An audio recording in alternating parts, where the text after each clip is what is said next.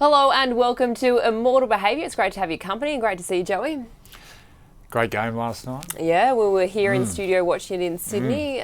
Brad Fittler a little upset after it. He said there were a few dodgy calls. What did you make of Origin Game 3 as a whole? I thought it was a great game. Considering Game 3 sometimes can be a real open game, but I thought it was a really tough grind. I thought Queensland deserved to win. I thought they worked harder in certain situations and took their opportunities when they did. Ponga, we all knew he was a superstar, but he's gone above that. Whatever's higher than a superstar, he's on another planet. But yeah, and really enjoyed the game. A few things I'd like to change, which I spoke about in the call, especially how we're officiating big games. But all in all, great game, and Queensland deserved their win. There were a lot of Blues fans excited in the lead up, saying, you know, this could be the Blues era. But did New South Wales just give Queensland a little bit of a sniff of hope that might not be the case? Look, they're always close games, except for a few when there's big blowouts. Look, Game 1 and Game 2, I think New South Wales just blew them away. Their attack, Queensland, was nowhere near what it should have been.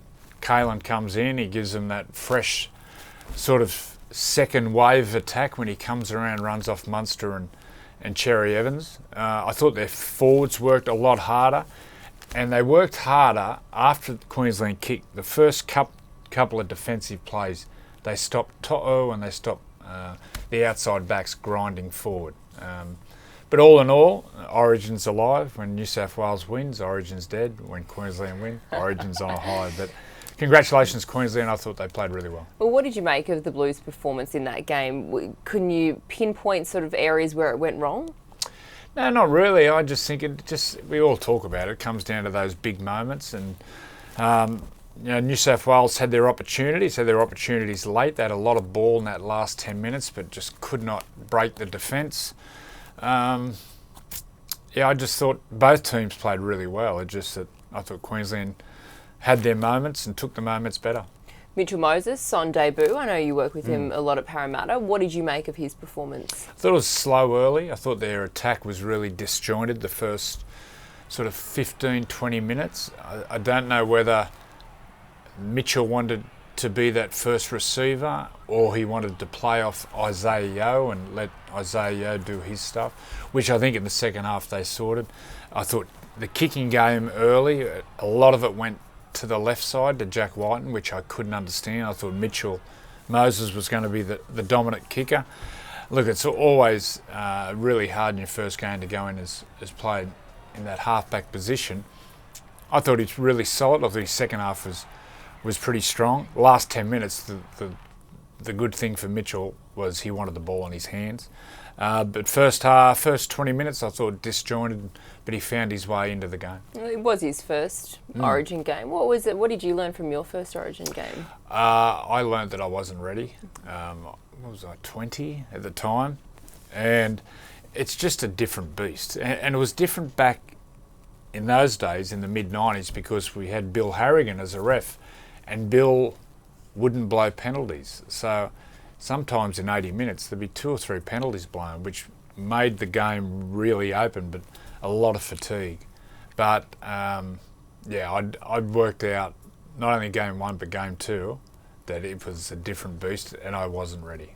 Well, speaking of the referees, a lot has been made about their performance last night. A lot of 6 again calls. What did you think? Oh, well, I said in the call, I just think the referees are imposing themselves too much on the game. The 6 to go, I think it's got to a stage where it's far too extreme. In the 80 minutes, there was 21 penalties or 6 to go, which I think is far too much. I think the first half there was 15, which is just ridiculous at that level. I just think the bunker has to stop imposing itself on the game. Let the referee field the game and let him referee. They should not be tipping to the referee about anything.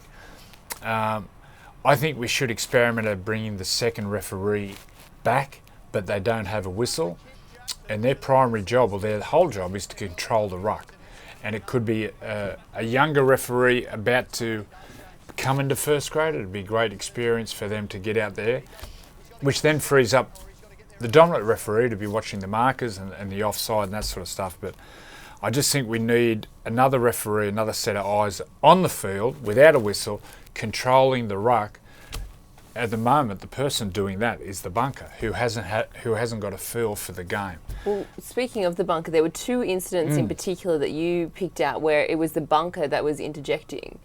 There was the second half, 2 repeat sets. The first one was off Damien Cook, as you'll see here. Gets it in goal. An obscure sort of bump between Latrell and Gagai. They go to the bunker to look for a penalty try. It was never going to be a penalty try. It's just ridiculous. Now, by the time this happened and they dropped out, it was a minute 11. Now, I spoke to people from Clubland, conditioners and coach.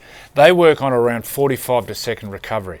Now, if their players get around a minute 30 to 2 minutes recovery, that is a full recovery where their petrol tanks get to full.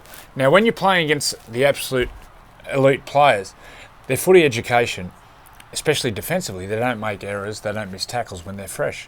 So to get a repeat set, the reward wasn't there because, once again, in this occasion, because the fatigue is taken out. Now, this one with Liam Martin and Munster, it went for a minute 37. So once again, now this was late in the game. Look, there's 6 minutes to go. You can see both Queensland are out on their feet. Because of that minute 37, their petrol tanks go back up to full. And they're ready to go. And they're ready to go. They don't make mistakes. They don't do bad reads. They don't clock off on the inside because they're tired and under fatigue. This play was just unbelievable. Once again, Ponga stamps his class on the game. But I just think in those situations when there is a repeat set, let's just go and I think there's a shot clock of 40 seconds.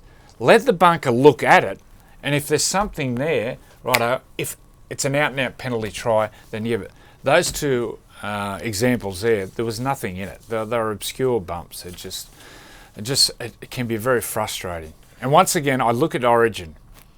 Origin, for me, it was at its best in the early 90s, in the mid-90s, maybe early 2000s. The referee was Bill Harrigan. He would referee the game. He would manage the game. His job was, he had a mindset, he'd facilitate the game. He'd blow 2, maybe 3, maybe 4 penalties. Let the game flow. 21 penalties in an Origin game, it is just far too many. And I just think the 6 to go on the first tackle. Now, New South Wales got a few 6 to goes, but on the first tackle. If you give away 6 to go on the first tackle, it's an automatic penalty because there's no reward for that. I just think at the end of the year we need to have a think tank. At the end of the year, get some minds from coaches, from the referees. Bill Harrigan's a good one to get in there, and we need to work out what do we want the game to look like. Because at the moment, I just think there's too much overcoaching of the referee. I feel sorry for the referees because the constant chatter in their ear. I couldn't imagine if I'm out there playing as a halfback and I got my coach in my ear saying, look at this, go at Webke, look at Tallis, he's doing that. I'd be saying, you know what?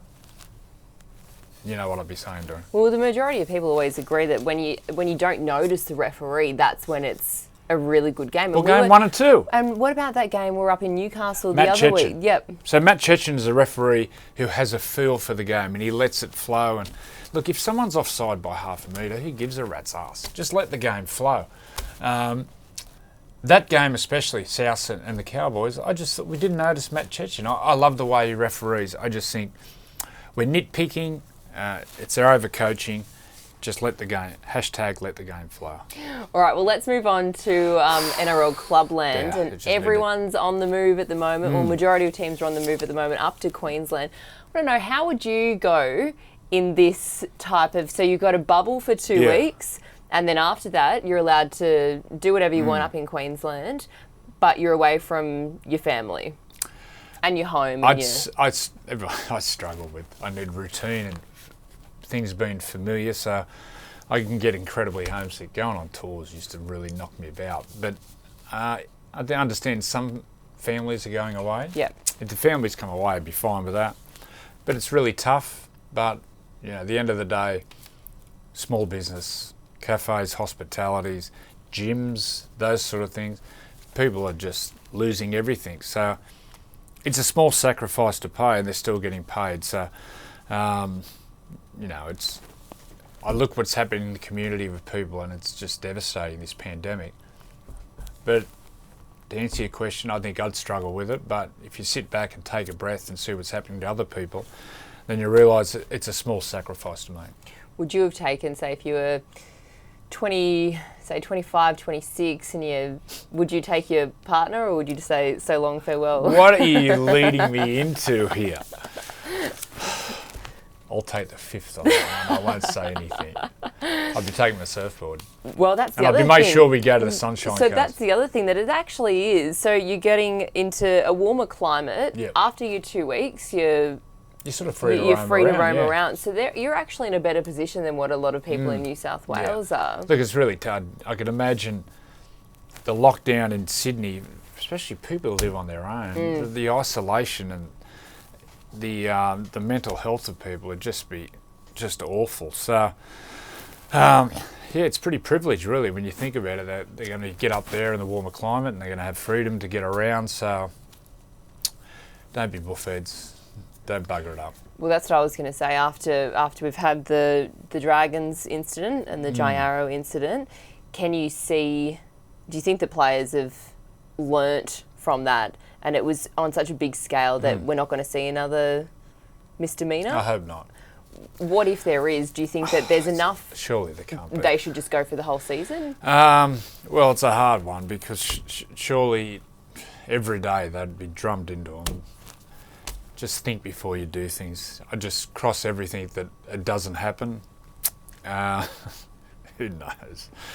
Just think before you do things. Well, apparently, I think the NRL is being extremely good in how they're doing this. I think they've got teachers going up to help with kids who are going out with their families. Well, they should be credited, the NRL, how swiftly they made these changes. It felt like over a couple of days, once we went into serious lockdown, the decision was made, and these, what do you call them, bubbles or bunkles or whatever, in these areas, they should be applauded. And the money they're spending, is 10 to 15 million a month they're spending, which it's an incredible sacrifice and great organisation from the NRL to keep the game going, and it's going to take a long time to recover. So, well done to the NRL. And one of the things that a lot of people don't always think about is how many people are employed by the NRL being played. Like, it's not just clubland. It's, you're looking at television, you're looking at catering, you're looking at so many. It's like its own sort of economic ecosystem. And from a fan's point of view, we spoke about the people in isolation. People towards the end of the week, one thing they got going for them is to watch their favourite players or their team play, or just to watch TV and just turn the head off for a minute. So there's great responsibility for the clubs and the NRL and the players to help people out there who are in isolation and who are absolutely struggling. So a lot of responsibility for everyone, and just let's hope, fingers crossed, we see the end of the season. Yeah, and let's hope we see some exciting games up there as well to get everyone. Well, it's a good one. In southeast Queensland, like down here now in Sydney, we have that dew on the ground and the different climates and the different grass coming through, which can affect the performers. But the grounds up in southeast Queensland, they're all fast tracks. So going to have double headers. We're going to have hopefully good open footy. So hopefully it's a win-win-win-win-win. Yeah, certainly is. Well, make sure you enjoy the footy over the weekend. That is all we have time for this week's episode of Immortal Behaviour. We'll catch you again next week.